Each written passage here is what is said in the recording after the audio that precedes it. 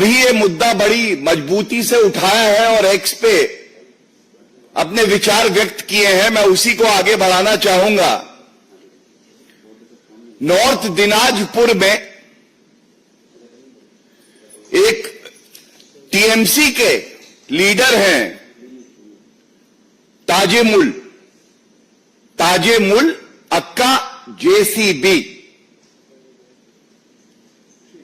ये भारत के संविधान में आस्था नहीं रखते हैं।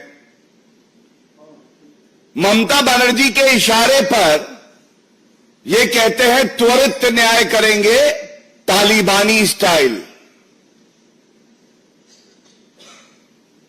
ममता बनर्जी की आस्था अब संविधान में नहीं है। उन्होंने अपनी पार्टी के गुंडों को खुली छूट दी है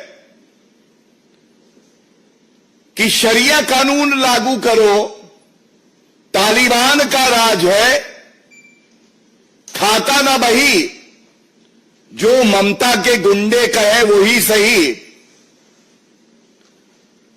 सार्वजनिक स्थल पे वो एक महिला को कोड़े मार रहा है और ऐसा तभी हो सकता है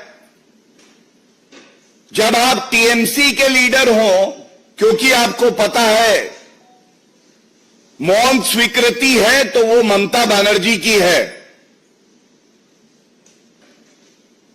जनता बंगाल की त्रस्त है ममता बनर्जी से, और ये कहना गलत नहीं होगा। जंगल राज कैसा होता है? बिल्कुल ममता राज जैसा होता है। ये हर नागरिक के लिए पीड़ाजनक है, चिंताजनक है कि एक महिला मुख्यमंत्री जिनके पास गृह मंत्रालय भी है,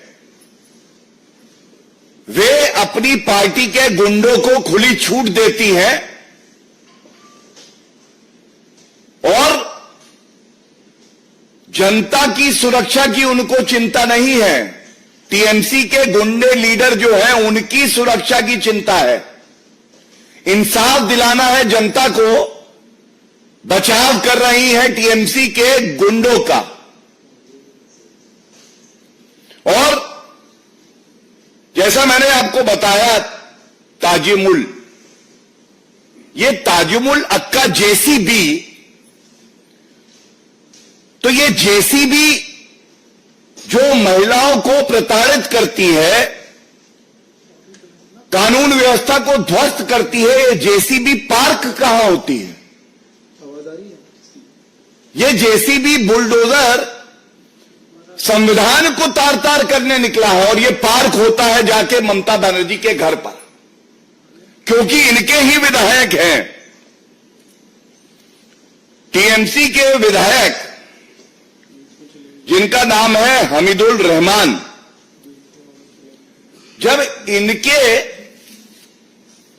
पास एक पत्रकार गया और उन्होंने सवाल पूछा तो इन्होंने खुले तौर पे कह दिया, मुस्लिम देश के कुछ नियम ऐसे ही हैं, ऐसे ही इंसाफ होता है। सार्वजनिक स्थल पे एक महिला को पकड़ो और कोड़े मारो, बेत मारो। आज सवाल यह पूछा जाना चाहिए, ममता बनर्जी जी, ये जेसीबी, ताजेमुल अक्का जेसीबी, ये आपके यहां पार्क है? दूसरा सवाल यह है, ये आपके विधायक जो हैं हमीदुल रहमान, ये आप ही की सोच क्या आगे बढ़ा रहे हैं कि किसी भी महिला को पकड़कर सार्वजनिक स्थल पर कोड़े मारो, क्योंकि ऐसा मुस्लिम देशों के नियम के अनुसार हो रहा है। तीसरा, ममता बनर्जी, आप स्वयं एक महिला हैं, आपके पास गृह मंत्रालय है, और हम सब ने देखा संदेश खाली में भी आपने चुप्पी नहीं तोड़ी। संदेश खाली ने शाहजहां दिया और नॉर्थ दिनाजपुर ने औरंगजेब ताजिमुल दिया। मैं पूछना चाहूंगा, आज जो विपक्षी दल जो घमंडिया संविधान की प्रतिलिपि हाथ में लेके खड़े रहते हैं, क्या ये जो तालिबानी न्याय हो रहा है पश्चिम बंगाल में, वो इससे सहमत है? ममता बनर्जी, ये मुद्दा है महिलाओं की अस्मिता और अधिकार का, ये मुद्दा है ह्यूमन राइट्स का, मानव अधिकारों का। ये मुद्दा है कि आप तुष्टीकरण की राजनीति में इतना लिप्त हो गई हैं कि आपको संविधान और मानव अधिकारों की चिंता ही नहीं रही है। और यह मुद्दा है कि कानून व्यवस्था पश्चिम बंगाल में ध्वस्त है, ममता बनर्जी मस्त है। यह मुद्दा है आज घमंडिया के एक एक नेता। खड़गे जी चुप, सोनिया गांधी जी महिला है शांत, राहुल गांधी के लब सिल गए, मैं कुछ नहीं बोलूंगा।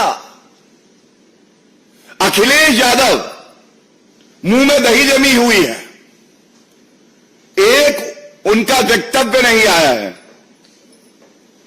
अरविंद केजरीवाल सुई पटक सन्नाटा, हमने देखा स्वाति मालीवाल जी के साथ भी क्या किया।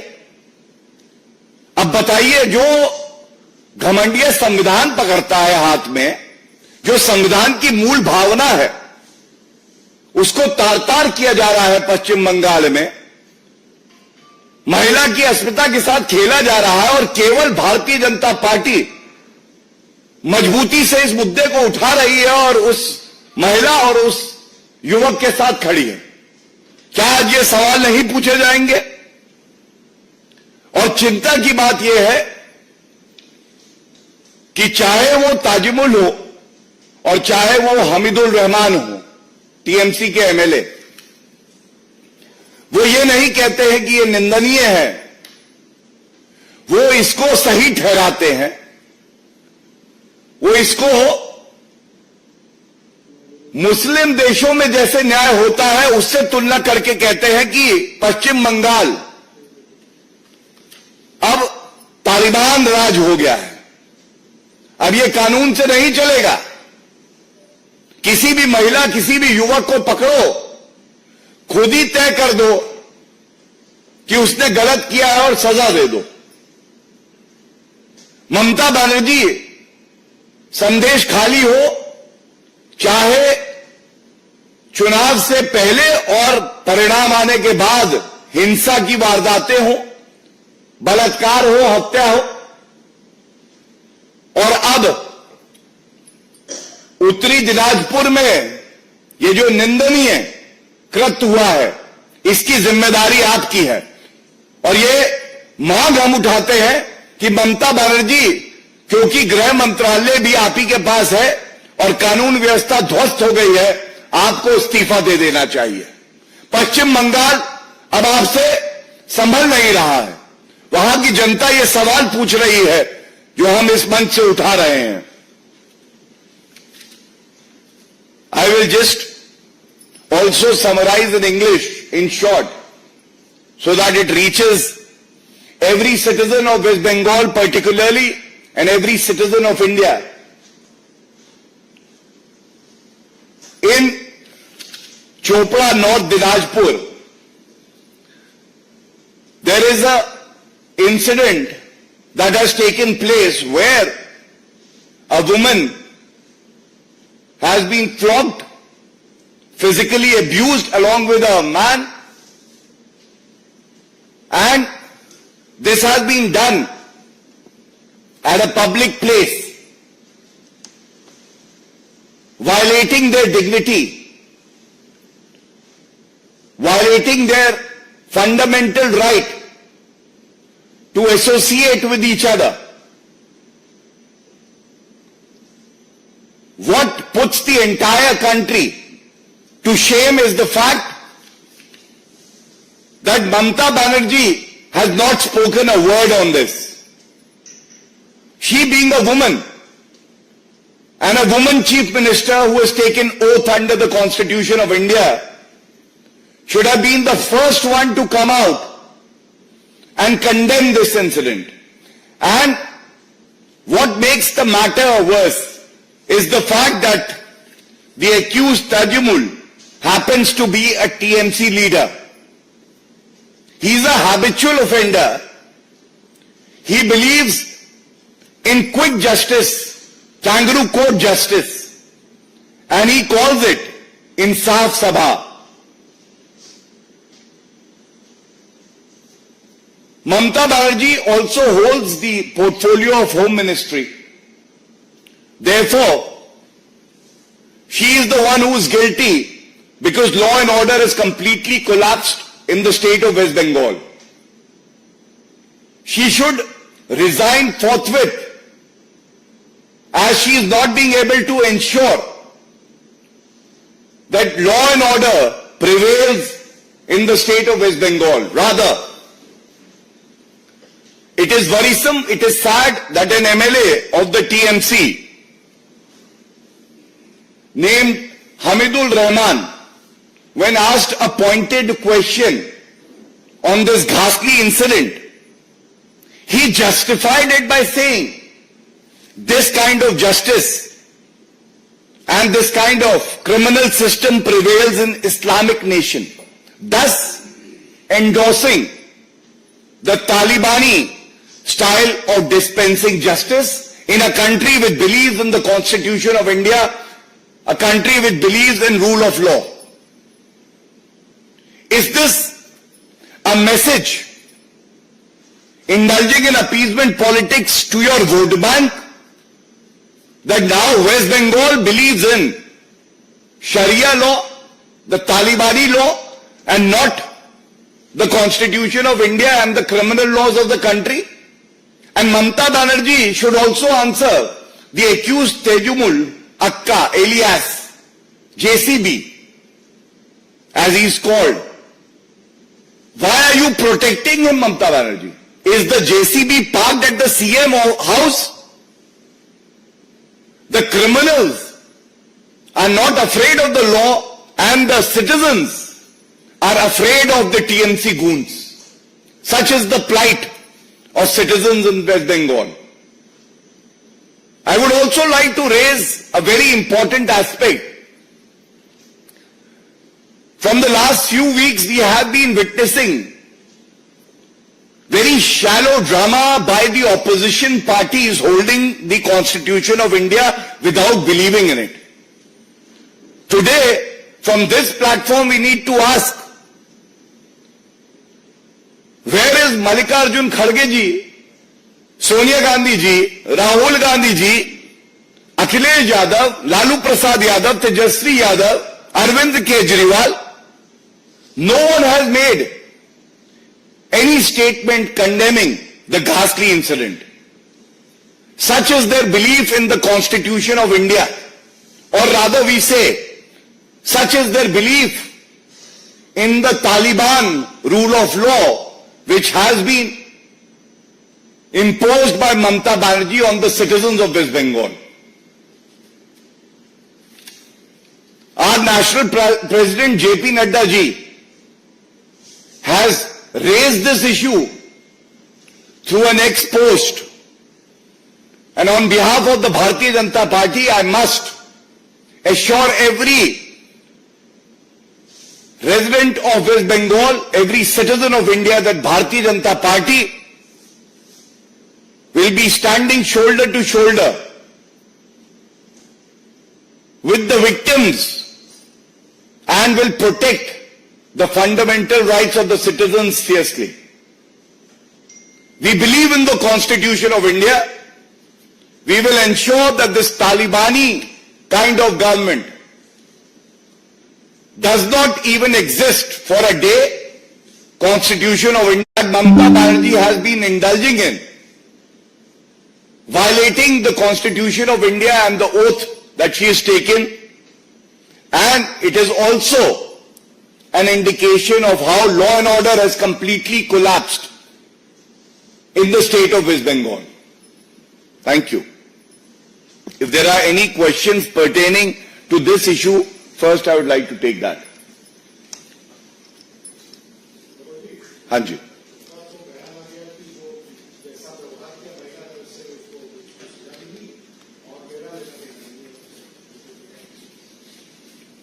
देखिए, इसीलिए मैंने कहा बयान आना चाहिए था कि ऐसा कृत्य निंदनीय है और पश्चिम बंगाल हो या कोई भी प्रदेश हो संविधान से चलेगा। लेकिन जो मीडिया में रिपोर्ट्स आई हैं, एमएलए ने कहा है कि ऐसा कानून इस्लामिक देशों में होता है, तो आप इस निंदनीय कृत्य को सही ठहरा रहे हैं। और ऐसा क्यों हो रहा है मैं आपको बता दूं। नॉर्थ दिनाजपुर में 64% मुस्लिम हैं और 34% हिंदू आबादी है। तो ये मैसेजिंग दी जा रही है कि जहां मुसलमान बहुसंख्यक है वहां ममता बनर्जी तालिबानी राज मानेगी और शरिया कानून लागू होगा। ममता बनर्जी को हो सकता है, लगता है कि इससे उनके कुछ वोट बढ़ जाएं, लेकिन पूरा देश आज ठगा महसूस कर रहा है कि जो मुख्यमंत्री संविधान की शपथ लेती है वो आज संविधान को तार तार कर रही है। और हम इस मुद्दे को पूरी मजबूती से उठाते रहेंगे और इसीलिए ममता बनर्जी को कोई हक नहीं है कि वो एक क्षण भी मुख्यमंत्री पद पे बनी रहे। जिस तरह से पश्चिम बंगाल की बात है, 3 मंत्री जो है वो गिरफ्तार है, वहां पर टीएमसी के जो लोग हैं वो संसद भवन में प्रदर्शन कर रहे हैं, उनकी रिहाई की बात कर रहे हैं। देखिए, ऐसा है, मुझे तो शर्म आ रही है जिस प्रदेश में महिला के साथ इस तरह का दुर्व्यवहार होता है वहां के सांसद उस मुद्दे पे चुप्पी साधे रहते हैं और अपने भ्रष्टाचारी मंत्री और पूर्व मंत्री जिनको न्यायालय बेल नहीं दे रहा है, 18 महीने हो गए हैं, पार्था चैटर्जी की अगर बात करें, उनके हक की लड़ाई लड़ रहे हैं और जनता में संदेश दे रहे हैं कि हमारे नेता भ्रष्टाचार करेंगे तो हम लोग जनता के साथ नहीं खड़े होंगे, हम भ्रष्टाचारी मंत्रियों के साथ खड़े होंगे। इसीलिए ममता बनर्जी आज जंगल राज का पर्याय है, सांप्रदायिक राजनीति का पर्याय है और भ्रष्टाचार का पर्याय है। नहीं, उनको ये जानने की बहुत जरूरत है कि ये one by one. Yes,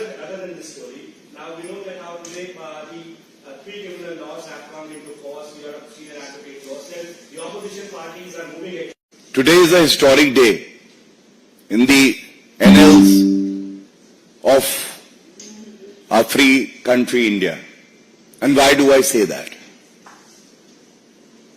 We need to understand that an evolving society needs law that cater to its needs, demands, protecting its rights. And you would be aware the Indian Penal Code dates back to 1860. The Indian Evidence Act dates back to 1872. More than 150-year-old. There was a dire need to have new criminal law in place. We take a lot of pride that this government led by Shri Narendra, justice, effective justice and speedy justice is available to every citizen. I must also tell you a few highlights of the new laws. In the earlier laws, terrorism, which is a menace, and this government has taken a resolve to ensure that we would eradicate terrorism. Terrorism in the older laws had no definition, making it difficult for the prosecution also, for the police also, to file a charge sheet or to prove a case. The new laws have defined terrorism. Second, mob lynching has been made an offense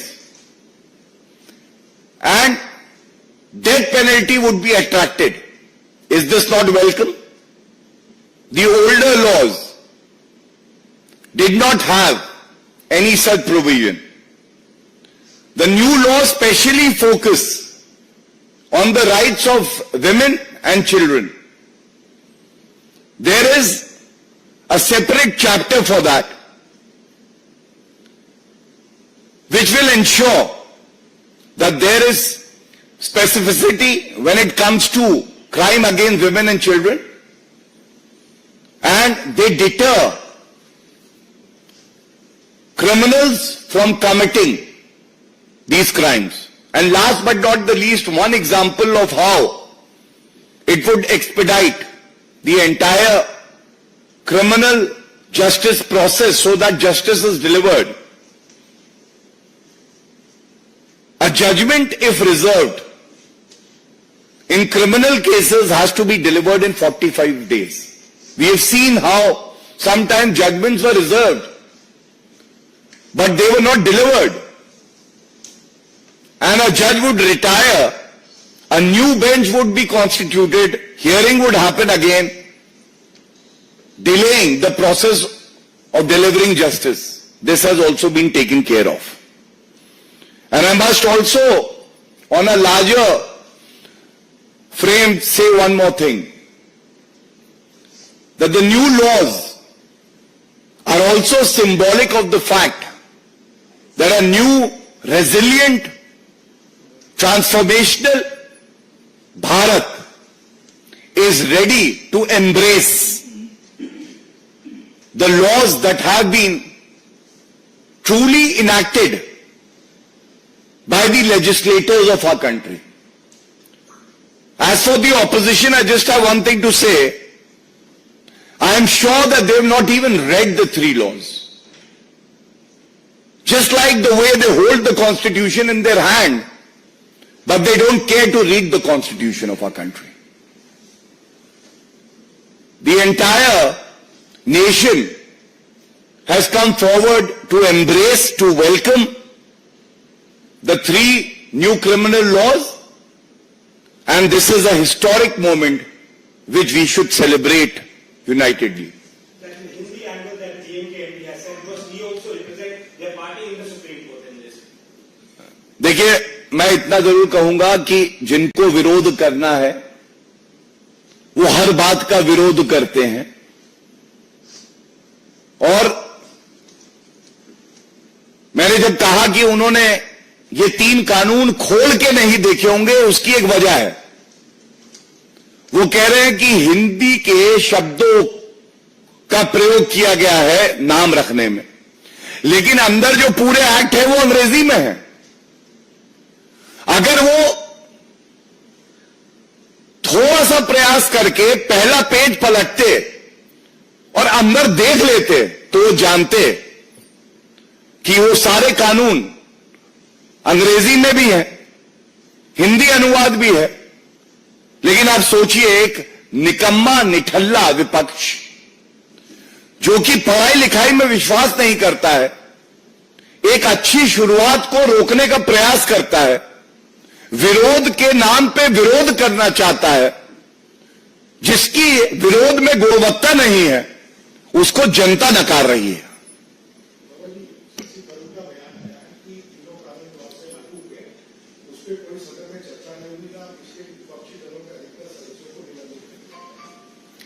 देखिए, मैं इतना ही कहूंगा और सह सम्मान कहूंगा, जब विपक्ष के सांसदों को चाहिए था, खासकर कांग्रेस पार्टी के सांसद, आपके, टीएमसी के जो निलंबित हुए थे, कि वो चर्चा करें और तैयारी से संसद आए, तो वो टेबल पे खड़े थे, वो नारे लगा रहे थे.